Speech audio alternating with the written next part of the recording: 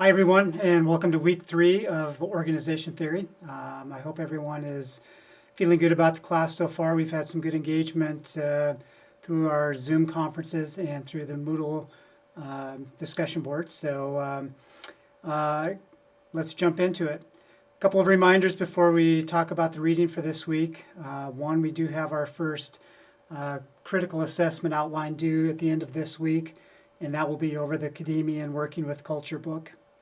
And then the other thing that I had in the syllabus for this week is that this would be a good time, hopefully, for you to have identified and hopefully connected with an organization and come to some agreement that you would be able to work with that organization on your longer organizational culture project. So if you haven't done that yet, I encourage you to try to get that done as quickly as possible.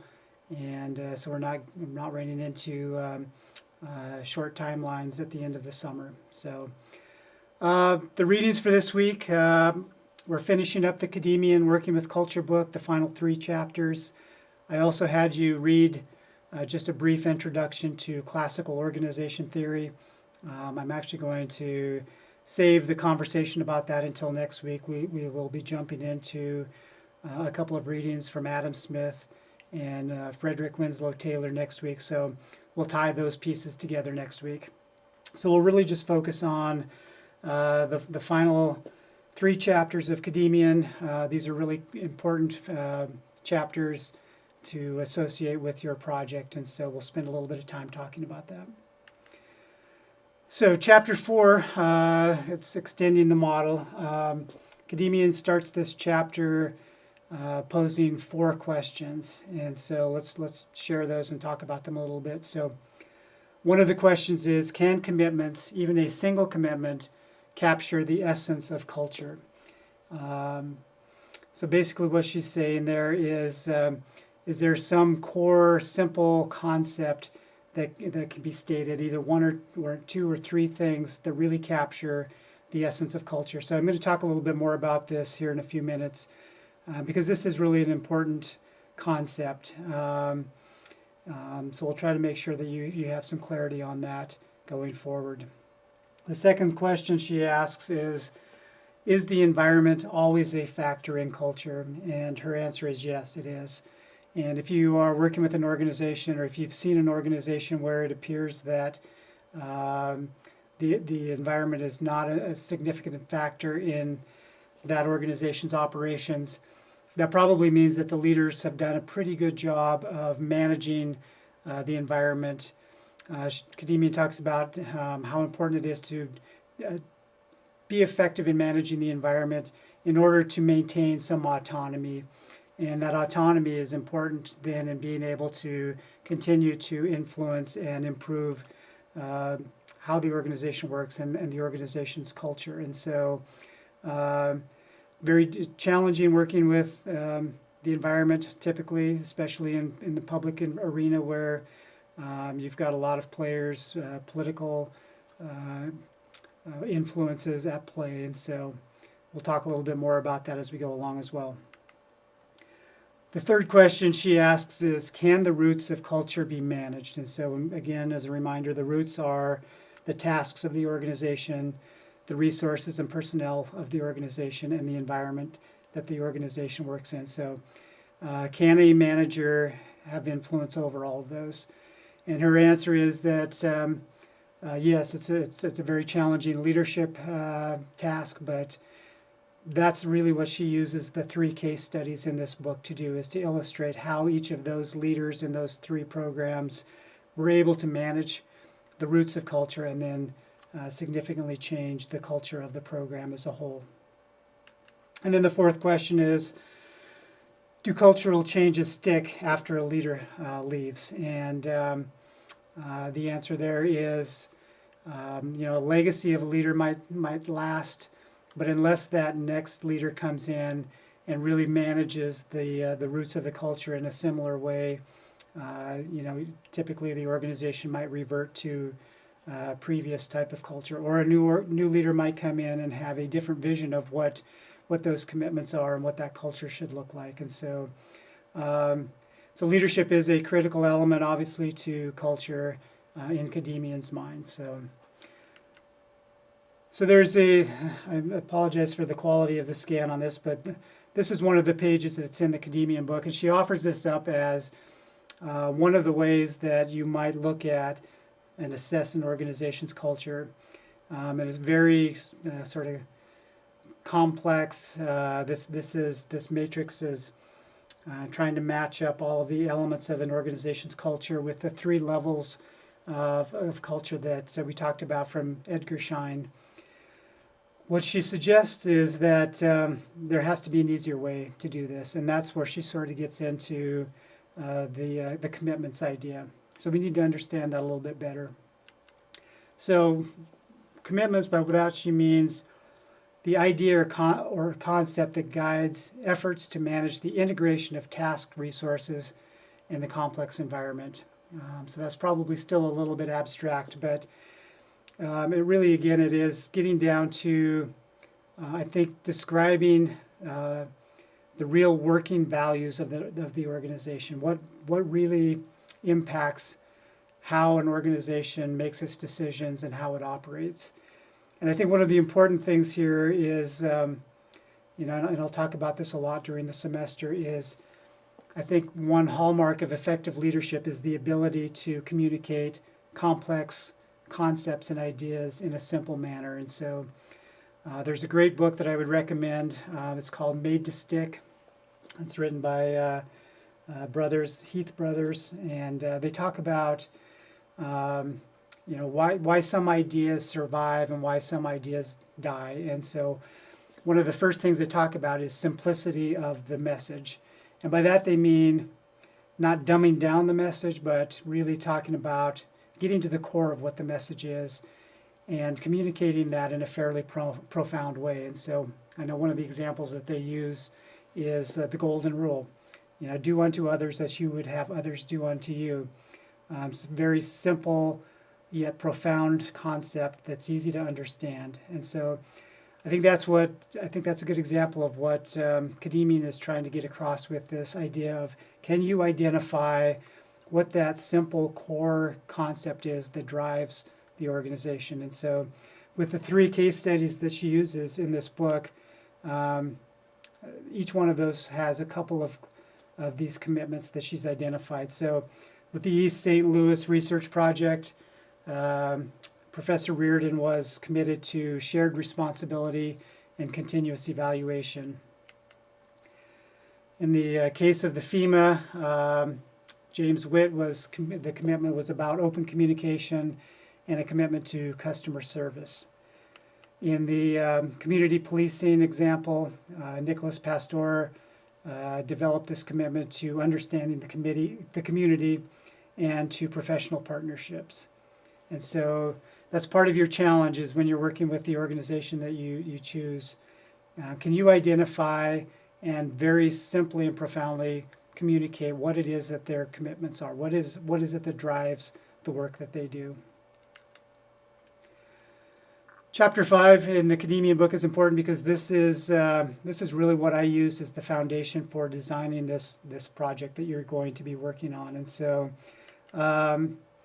3 steps to this. Identifying the roots of the organization's culture. So again, that's what are the tasks that the organization does, what are the resources and personnel that it has at its disposal, and what does the environment look like that they work in. The second step of this is identifying the program commitments that we just talked about. And then finally, how do those commitments connect to the roots? Map that back. And so Academian will say that these aren't necessarily 3 distinct processes. You might do these all sort of at the same time, or they might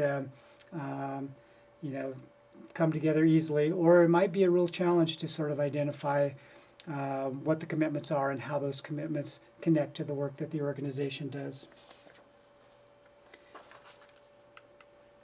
So let's talk a little bit about each of these and give you a little bit of insights about how you might go about uncovering some of this information. So with the identifying and assessing the tasks of the organization. So how do the employees understand the tasks? So how would you go about learning through observation and through questioning how the employees view the tasks of the program or the organization they work in. How do people outside the program understand the tasks? So that could be customers, it could be partners, it could be others who interact in the environment with the organization.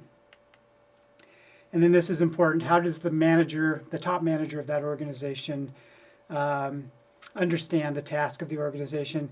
And do they have a vision for how they might want to change the tasks of the organization? So resources and personnel. It's important to try to understand where the funding sources are for the organization. Typically, most organizations have more than a single source, but every source of revenue or funding for an organization creates some form of an expectation, some form of accountability that's expected, probably comes with some constraints. And so understanding that is really important to understanding, what the resources mean for how the work gets done in this organization. And then the other part of this is the personnel. What sorts of employees make up the workforce? And so, if you're working in healthcare, you might have doctors or social workers who are part of professional organizations that significantly impact their values and how they perceive how the work should get done. And then understanding the environment is a little bit more complex and difficult, but there are things like understanding formal accountability. Where does the authority for the organization come from? Where did the origins come from? Who created that organization and why does it exist? Who are the partners that work with the organization? And who are its competitors? And one of the things that Kademian will say is it's sometimes difficult to distinguish between those two things. We had a student in my class in the spring who did an assessment of central information technology here at the University of Montana. There are also distributed information technology organizations at the university, and so those people, central IT, distributed IT, are often both partners and in some cases competitors. So sort of understanding that dynamic is important. Understanding who the customers are, and Kademian also suggests trying to understand even how people within the organization talk about customers. That concept sort of jumped out at me because of a recent experience here at the University of Montana. 2 or 3 years ago, there was some real effort to focus on customer service, right? And so what I thought was interesting was that there was a real pushback from faculty at the university to using the term customer for talking about students. And so I'll let you chew on that a little bit. Think about why would faculty not want to even talk about the people who are served by the university as customers? So think about that as you're engaged with your organization. What term do they use? Are they customers? Are they clients? Are they associates? That tells you a lot about how an organization views and works with the people that they are serving. Systems of meaning. I'm actually going to skip over this because I'm going to come back to it here in a little bit and give you an example again from my own work experience that maybe will help you understand what Kademian means by systems of meaning. And then the final thing that she talks about in the environment is understanding local and regional influences. And so there can be a lot of those that you might encounter.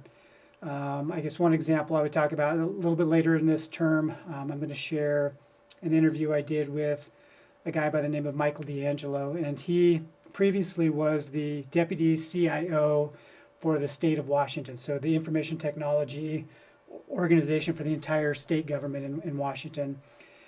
And so one of the local and regional environmental factors that really impacted his work was that they were trying to attract and retain IT workers in an environment where you had Microsoft and Amazon and all these, this really robust IT private sector activity, and certainly could not compete in terms of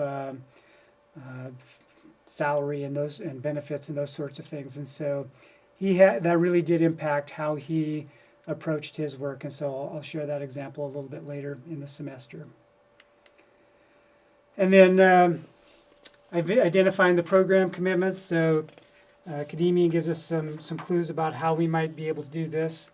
It's important to engage at all levels of the organization that you're working with. So certainly you're going to want to talk to the top manager, the president, vice president, chair, whatever that might be termed, as well as middle managers and people who work on the front line of the organization.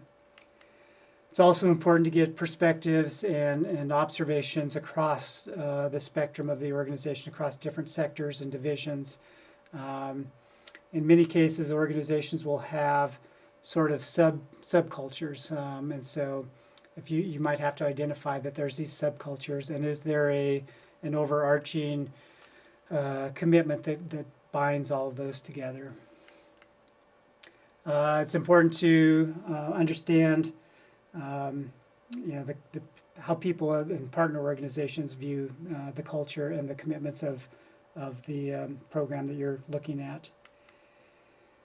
And then I'd point you to page 119 in the Academian book. There's a table in there that has a fairly extensive list of the sorts of things that you might be looking for as you are engaged in your organization. So that'll give you, I think, some really good resources and help you maybe guide the sort of questions that you would ask and just what you're going to be looking for as you are engaging with people in various levels of the organization. And then finally, she talks about identifying how the commitments connect to the roots. And so, this could be actually a very sort of straightforward, clear identification of those connections, or especially in an organization that maybe does not have a real intentional and robust and healthy culture, it might be a little bit more difficult to sort of identify how those commitments connect to the roots. But that's sort of an important third part of the exercise. So I told you I would share a little bit of an example from my own working past to maybe help you understand how these concepts work together. And so back in 2011 and 12, in our University of Montana Information Technology world, we went through a strategic planning process that was fairly extensive. We did that, however, with an interim chief information officer. She was in the role for about a year to a year and a half. The president tasked her with doing a university strategic plan for IT. And so one of the things that we looked at in this process was the IT culture. And we didn't do nearly the sort of the depth of analysis that I'm hoping all of you do. But this was a fairly simple graphic that we created to try to explain both the current culture that IT had and this visionary future culture that we hope to have by 2020, by next year. And so this little box down here, so basically 2011, 2012, IT was lower on sort of the value of contribution to the university's work, a little bit lower on its versatility and adaptability. And these three words, as efficiency, reliability, and consistency, really were, as I look back on it, those were the ways that we described the cultural commitments that we had. And then going forward, the interim CIO had this vision that I think was very legitimate and necessary, that those commitments would change to commitments of leadership, commitments of being a more agile and adaptive organization, commitment of being more relevant to the strategies and the workings of the University of Montana and its ability to be innovative and effective in delivering on its mission. And so this was her sort of vision. Um, I was going to mention the systems of meaning. So back in 2011 and 12, and actually probably even to this day, most people would consider IT as a utility, and that's sort of the system of meaning that we're talking about. And so by making this fairly simple statement that IT is a utility, you can easily attach that to what we already know about utilities. So we think of utilities as things as electrical systems, plumbing systems, those sorts of things that are critical, they're valuable to the operation of an organization, but they aren't things that are typically thought about on a day-to-day basis. They're not things that are thought of as strategic assets. They're just there. The only time you really recognize when they are not there is when they quit working, when there's a crisis of some sort. And so that really is sort of the system of meaning for the organization that I work in still to this day. And in fact, there is a budget, a central budget at the University of Montana that is actually called IT Utilities, and it is sort of the budget where we pay for things like network and data center and those sort of things that just are expected to work day to day that have an impact on the entire organization. The system of meaning that we were trying to move toward, or the vision was a system of meaning, a system where we were a strategic partner.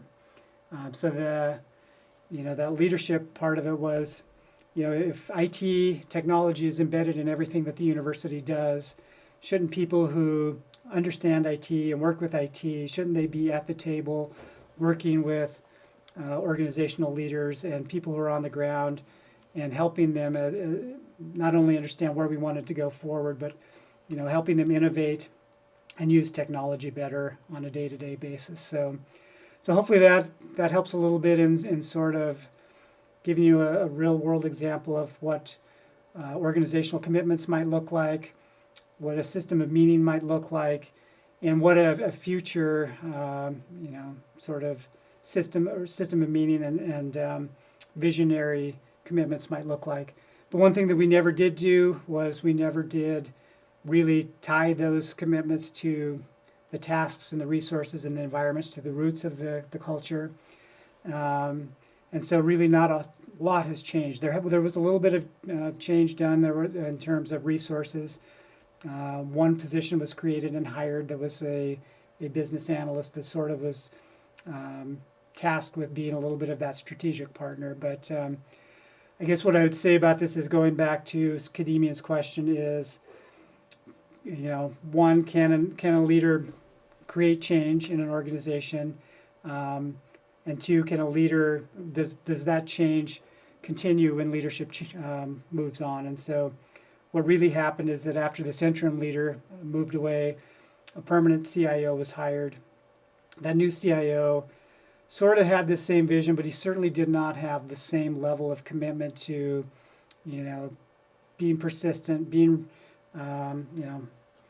making this a part of everyday work and everyday communication, that we were going to tie these commitments to the work that we did, the resources we had, the environment that we worked in. So hope that helps a little bit. And then just a little bit about the final chapter, just one slide. This is where Kadimian really starts to talk about leadership and culture change. There are 6 bullets here that I think are incredibly valuable and helpful guides to how you can be an effective leader in terms of changing the culture in an organization. So she talks about it's really important to be a leader who listens and learns, and to create an organization that's a learning organization. And I think we still tend to think of leaders as the people who talk and the people who direct. I think we need to change that mindset a little bit, that really effective leaders really do listen and learn. And part of that is they listen, and listening, that they are broadening the people that they're bringing into decision-making processes, strategic processes, culture change processes. So broadening the base both within internal to the organization, and broadening the base external to partners. And I think the East St. Louis Research Project is a really good example of this, how Professor Reardon really significantly broadened the base of participation by engaging local citizens in the work that they were doing, not just keeping it internal to the university. Providing necessary resources. This sounds like a no-brainer, but I think the important lesson here is that most organizations have constrained resources. You don't have unlimited resources, and so it really is strong leadership as a matter of prioritizing and understanding that if you want to make change, you do have to maybe take resources away from one thing and apply it to something else. And so that's a very difficult thing to do because there's always going to be winners and losers. There will always be some level of resistance to moving resources around in an organization. Continuous evaluation is again critical. I really believe that the way to be an agile, effective, innovative organization and to change culture is to continuously experiment, continuously try new things, test the results of those experiments, learn from that, go back and try new things. So it's a continuous cycle of experimenting, learning, doing, moving forward incrementally. Challenge established authority relations. This is another, I think, really difficult thing to do. This is about, looking internally to, how do managers within the organization perceive their authority. I mentioned Michael D'Angelo from the state of Washington. I brought him here a few years ago to speak at a conference, and he was talking about self-management and a process called holacracy, which really is about moving away from set management positions and having a hierarchy based on the work that needs to be done as opposed to a hierarchy based on management positions.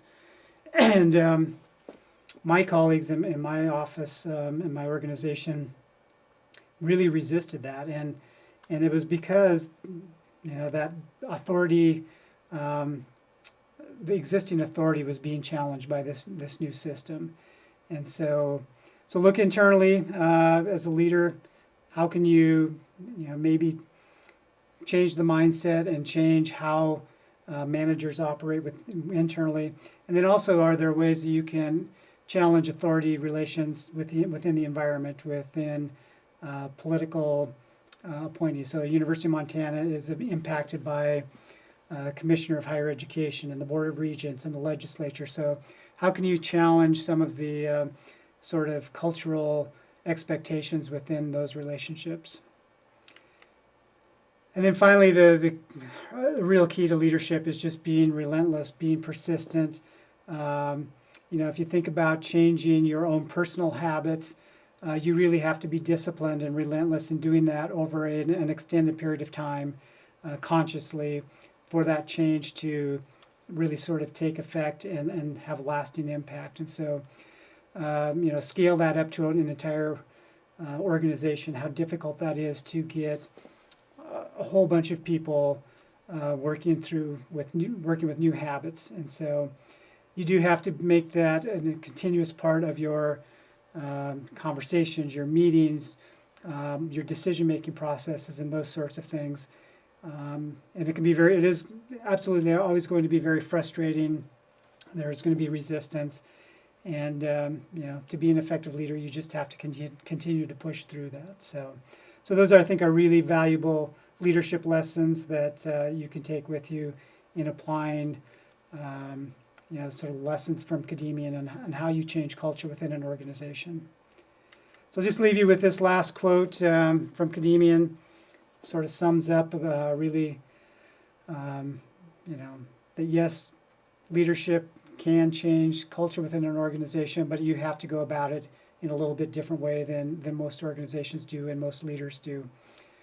So that's it for this week. Again, I just a reminder, you've got your assessments on this book due next Sunday, and reach out to me if you have any questions, and have a good week. Thanks, everyone.